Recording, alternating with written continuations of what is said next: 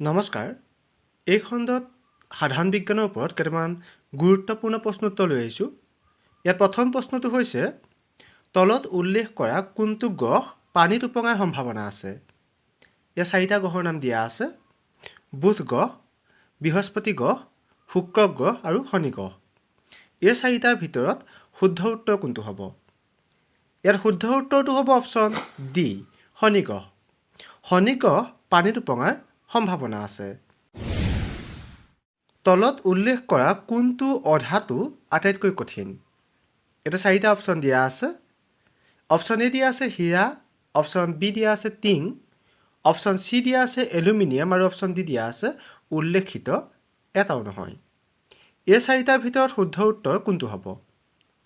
ইয়াত শুদ্ধ উত্তৰটো হ'ব অপশ্যন এ, হীৰা। হীৰা আটাইতকৈ কঠিন। তলত উল্লেখ কৰা কোনটো স্তৰত বায়ুমণ্ডলৰ সকলো পৰিৱৰ্তন হয়? ইয়াতে 4টা অপশ্যন দিয়া আছে: টপস্ফিয়াৰ, ষ্ট্ৰেটোস্ফিয়াৰ, মেছ'স্ফিয়াৰ আৰু অপশ্যন ডি দিয়া আছে থাৰ্মোস্ফিয়াৰ। এই 4টাৰ ভিতৰত শুদ্ধ উত্তৰ কোনটো হ'ব? ইয়াতে শুদ্ধ উত্তৰটো হৈছে অপশ্যন এ, টপস্ফিয়াৰ। টপস্ফিয়াৰত বায়ুমণ্ডলৰ সকলো পৰিৱৰ্তন হয়। ভূমিকম্পৰ প্ৰৱণতা জোখা সঁজুলিবিধৰ নাম কি? ইয়াত 4টা অপশ্যন দিয়া আছে: ৰিখটাৰ স্কেল, থাৰ্মোমিটাৰ, চিচিমোমিটাৰ আৰু অডোমিটাৰ। এই 4টাৰ ভিতৰত শুদ্ধ উত্তৰ কোনটো হ'ব? ইয়াতে শুদ্ধ উত্তৰটো হ'ব অপশ্যন চি, চিচিমোগ্ৰাফ। চিচিমোগ্ৰাফ হৈছে ভূমিকম্পৰ প্ৰৱণতা জোখা এবিধ সঁজুলি। তলত উল্লেখ কৰা কোনবিধ প্লাষ্টিকক অগ্নিৰোধক সামগ্ৰী প্ৰস্তুত কৰিবলৈ ব্যৱহাৰ কৰা হয়? ইয়াত 4টা অপশ্যন দিয়া আছে: মেলামাইন, নাইলন, বেকেলাইট আৰু অপশ্যন ডি দিয়া আছে উল্লেখিত এটাও নহয়। এই 4টা অপশ্যনৰ ভিতৰত শুদ্ধ উত্তৰ কোনটো হ'ব?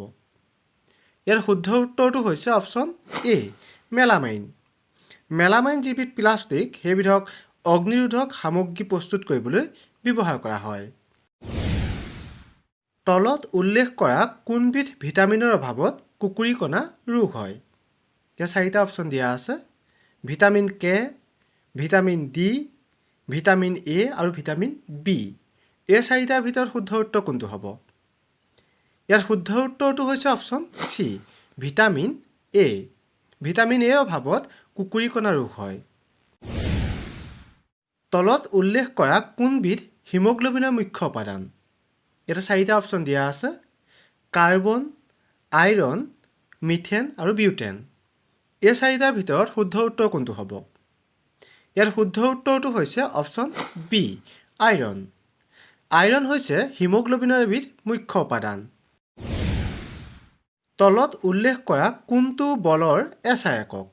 ইয়াতে 4টা অপশ্যন দিয়া আছে: ৱাট, জুল, নিউটন আৰু মিটাৰ। এই 4টাৰ ভিতৰত শুদ্ধ উত্তৰ কোনটো হ'ব? ইয়াত শুদ্ধ উত্তৰটো হৈছে অপশ্যন চি, নিউটন। বলৰ SI একক হৈছে নিউটন। তলত উল্লেখ কৰা কোনটো এইচ ৰোগৰ কাৰণ? ইয়াতে 4টা অপশ্যন দিয়া আছে: ভাইৰাছ, বেক্টেৰিয়া, শেলাই আৰু ভেঁকুৰ। এই 4টাৰ ভিতৰত শুদ্ধ উত্তৰ কোনটো হ'ব? ইয়াত শুদ্ধ উত্তৰটো হৈছে অপশ্যন এ, ভাইৰাছ। ভাইৰাছ এইচ ৰোগৰ কাৰক। তলত উল্লেখ কৰা কোনটো কম্পনাংকৰ SI একক? ইয়াতে 4টা অপশ্যন দিয়া আছে: ৱাট, এম্পিয়াৰ, নিউটন আৰু হাৰ্টজ। এই 4টাৰ ভিতৰত শুদ্ধ উত্তৰ কোনটো হ'ব? ইয়াত শুদ্ধ উত্তৰটো হ'ব অপশ্যন ডি, হাৰ্টজ। কম্পনাংকৰ SI একক হৈছে হাৰ্টজ। বিদ্যুৎ লেপন পদ্ধতিত তলত উল্লেখ কৰা কোনবিধ ধাতুৰ প্ৰলেপ দিয়া হয়? ইয়াত 4টা অপশ্যন দিয়া আছে: জিংক, তাম, এলুমিনিয়াম আৰু উল্লেখিত এটাও নহয়। এই 4টাৰ ভিতৰত শুদ্ধ উত্তৰ কোনটো হ'ব? ইয়াত শুদ্ধ উত্তৰটো হৈছে অপশ্যন এ, জিংক। জিংকৰ প্ৰলেপ দিয়া হয়। তলত উল্লেখ কৰা কোনগৰাকীয়ে বৈদ্যুতিক বাল্ব উদ্ভাৱন কৰিছিল? ইয়াত 4টা অপশ্যন দিয়া আছে। অপশ্যন এ দিয়া আছে আলেকজেণ্ডাৰ ফ্লেমিং, অপশ্যন বি দিয়া আছে Thomas Alva Edison, option C দিয়া আছে এডৱাৰ্ড জেনাৰ আৰু অপশ্যন ডি দিয়া আছে ৰবাৰ্ট ব্ৰাউন। এই 4গৰাকীৰ ভিতৰত শুদ্ধ উত্তৰ কোনটো হ'ব আপোনালোকে কমেণ্ট কৰি জনাব আৰু যিসকলে ভিডিঅ'টো চাই ভাল লাগিলে আগলৈ শ্বেয়াৰ কৰি দিব। ধন্যবাদ।